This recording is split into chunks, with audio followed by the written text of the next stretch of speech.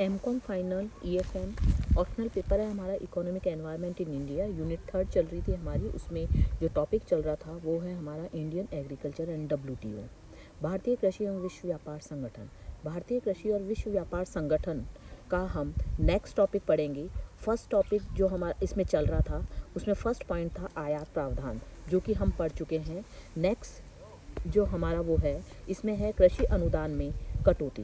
कृषि अनुदान में कटौती में इसमें कुछ प्रावधान रखे गए हैं। पहला है आपके प्रावधान, इसमें कहा गया है कि गैट समझौते के प्रावधानों में अधिकतम 10% अनुदान देने का प्रावधान किया गया है, जिसमें सिंचाई, विद्युत आपूर्ति, कृषि यंत्र और उपकरण, बीज, उर्वरक और कीटनाशक दवाइयाँ शामिल की गई हैं। जिन देशों में अनुदान की मात्रा 10% से ज़्यादा है उनको कटौती करनी पड़ेगी। दूसरा है समर्थन की श्रेणी।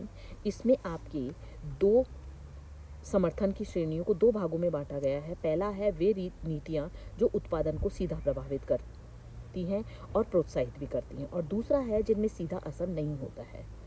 तो इनके प्रावधानों और प्रोत्साहनों से उत्पादन प्रत्यक्ष प्रभावित होता है, उनमें कटौती करनी होगी।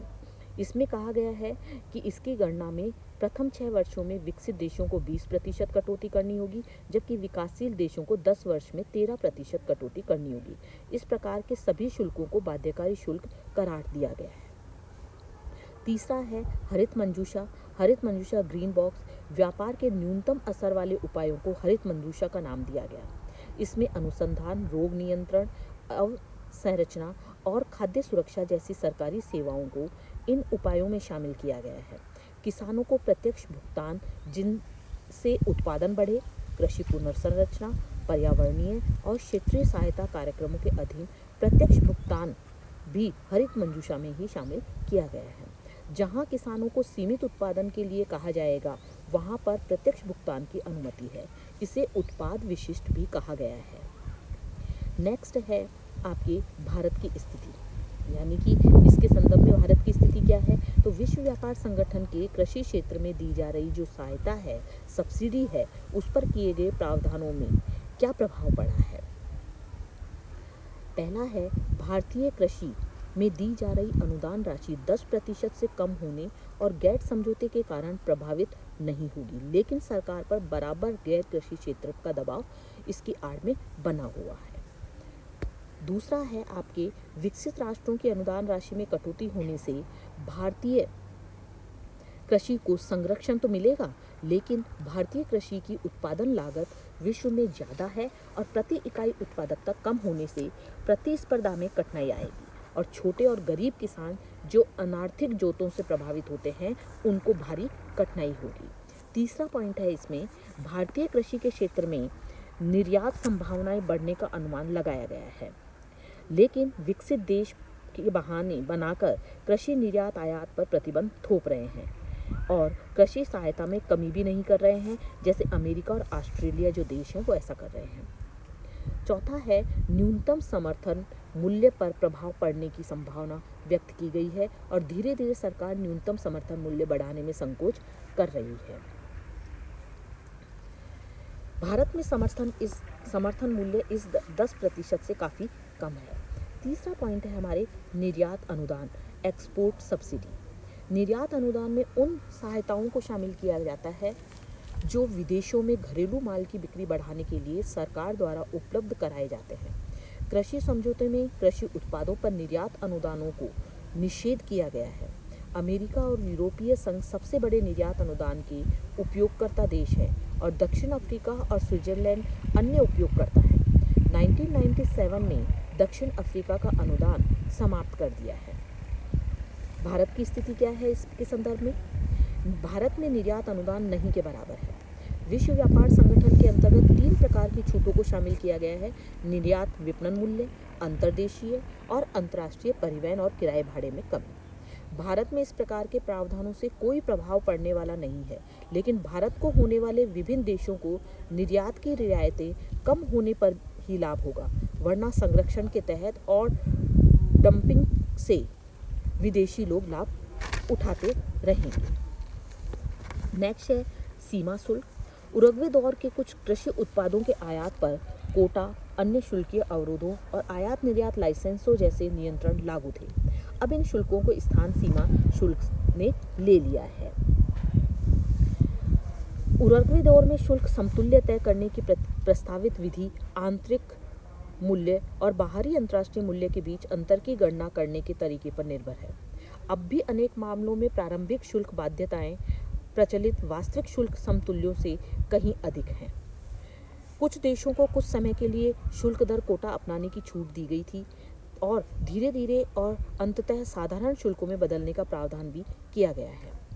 भारत की स्थिति में देखें तो भारत के लिए आयात पर लागू हर तरह के गैर शुल्कीय अवरोधों को 2005 तक हटा लेना आवश्यक था। भारत में 825 कृषि उत्पादों पर आयात पर निरोधात्मक नियंत्रण लागू है।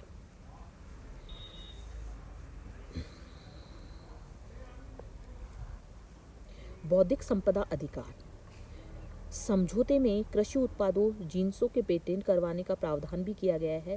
पेटेंट के बाद बिना अधिकार शुल्क चुकाए उपयोगकर्ता उपयोग नहीं कर सकता।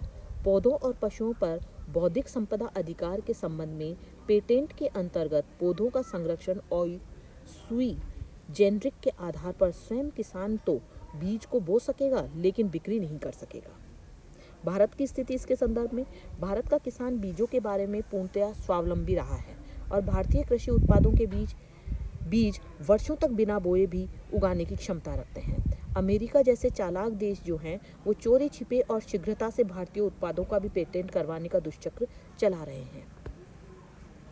छठा पॉइंट है आपके खाद्य सुरक्षा एवं सार्वजनिक वितरण प्रणाली।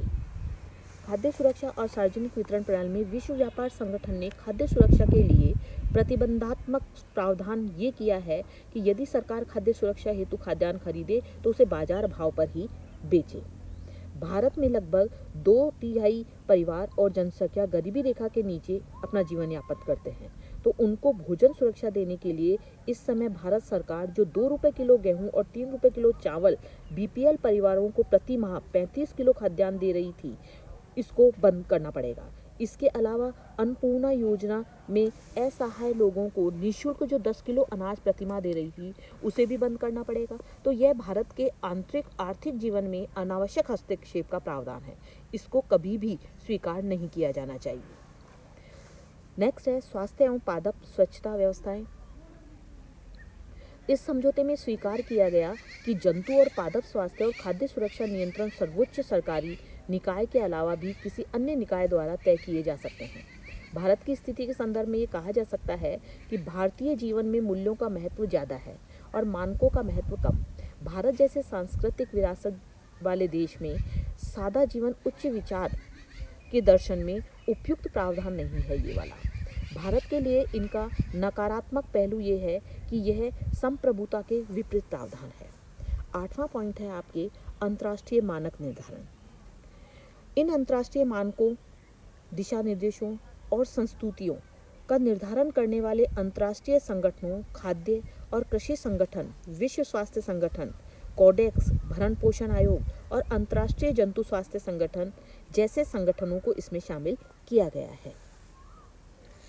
इन अंतर्राष्ट्रीय मानकों को मान्य करने के कारण अंतर्राष्ट्रीय समझौतों पर सहमति में कठिनाई उत्पन्न होगी और कुछ देश इन संस्थाओं के माध्यम से मनमानी करेंगे। साथ ही गरीब राष्ट्रों को मानकों का पालन करने में परेशानी आएगी। भारत में भी ग्रामीण जीवन की प्रधानता के कारण मानकों को स्थापित करना कठिन होगा और मानकों के आधार पर विकसित राष्ट्र रियायतें प्राप्त करके अपना वर्चस्व स्थापित कर लेंगे। नेक्स्ट है मानवीय समस्या। विश्व व्यापार संगठन ने मानवीय दृष्टिकोण, मानवीय मूल्यों और भोजन संबंधी मानवीय दृष्टिकोण को ही बदल दिया है। भोजन समस्या मानवीय ना होकर केवल बाजार समस्या हो गई है।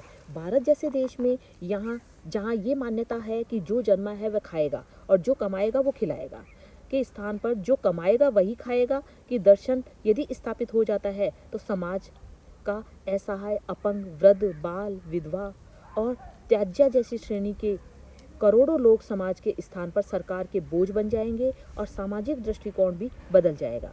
आज वृद्धों के लिए जो कार्य अमेरिका में सरकार कर रही है, वह बजट का बहुत बड़ा भाग खर्च कर रही है। वही खर्च भारत में परिवार संगठन के माध्यम से समाज उठा रहा है।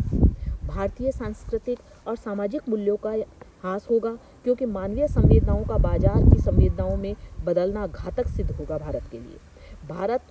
भारत नहीं रहेगा, इंडिया बन जाएगा।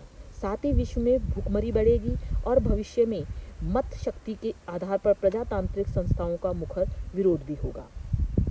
नेक्स्ट है आपके इसमें बहुराष्ट्रीय कंपनियां। विश्व में विकसित राष्ट्रों का उद्देश्य कृषि उत्पादों का निर्यात है, जबकि गरीब देशों में कृषि का उद्देश्य भोजन व्यवस्था है। विकासशील देशों में जनसंख्या ज़्यादा है, उत्पादन कम है, जबकि विकसित देशों में जनसंख्या कम है, उत्पादन ज़्यादा है। इस कारण विश्व व्यापार संगठन के माध्यम से बहुराष्ट्रीय कंपनियों को एजेंट के रूप में विकेंद्रित कर उत्पादक देशों का माल बेचकर भारी मुनाफा दिलवाना होगा। खाद्यान्न प्रावधान का सबसे ज़्यादा लाभ बहुराष्ट्रीय कंपनियों को मिलेगा।